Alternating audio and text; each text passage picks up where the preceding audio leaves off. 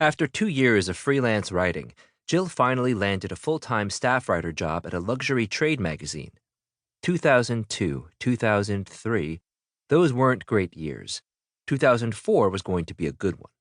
The pay wasn't life-changing, but the consistency of having a check delivered into her bank account every 2 weeks was.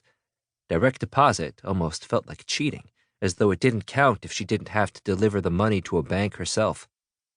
Jill no longer scrambled to make rent anymore, and for the first time since college, she had health insurance. The irony didn't escape her. Her job involved projecting a high-end life of luxury to people, multi-million-dollar apartments, first-class travel, reports from lavishly bland parties, even though she would never be able to possess that life herself.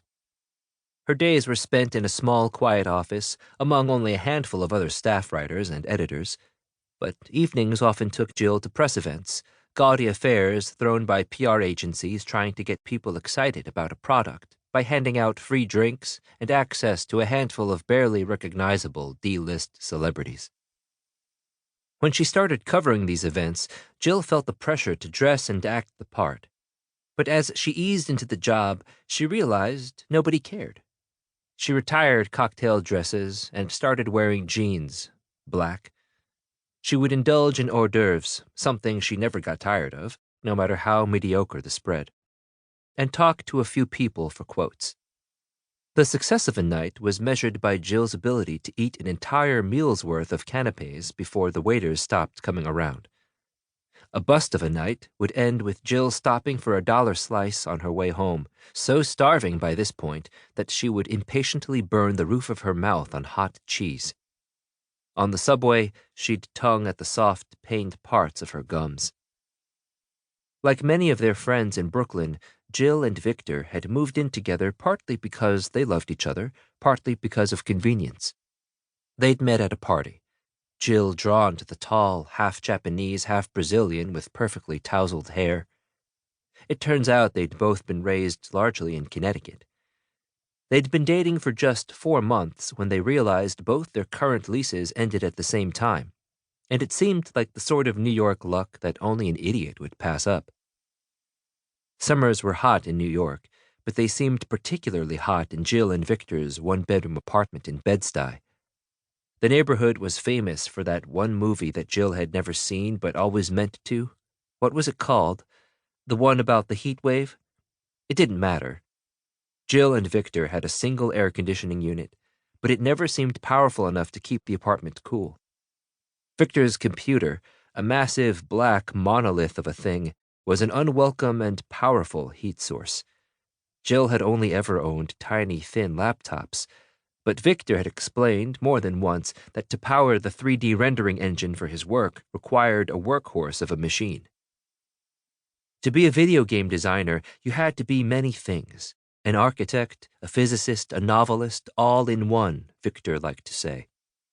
He had mapped out elaborate blueprints to be modeled in 3-dimensional space, the evidence of which was scattered about the desk, spilling over onto the dresser and bookshelves and any other flat, elevated surface in the apartment.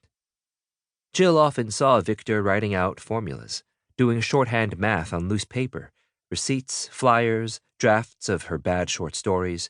Anything was fair game. He had even scrawled notes on the back of junk mail envelopes. Once, after Jill had brought home a couple bagel sandwiches, she found all the napkins from the takeout bag absorbed into Victor's landscape of mad scientist scrawlings. Sometimes Jill tried to make sense of the notes to better understand what Victor was working on. He was making a video game, that she knew, but Victor never said what kind.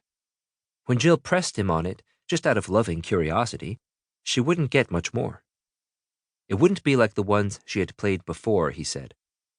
Victor wanted to make something more personal. He wanted to create a game that was intimate and quiet.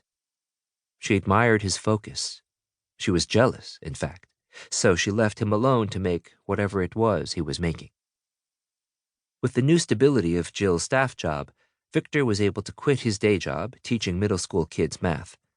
As long as he'd make enough from freelance web design to pay for his half of the rent, Jill didn't mind paying for the rest of their expenses.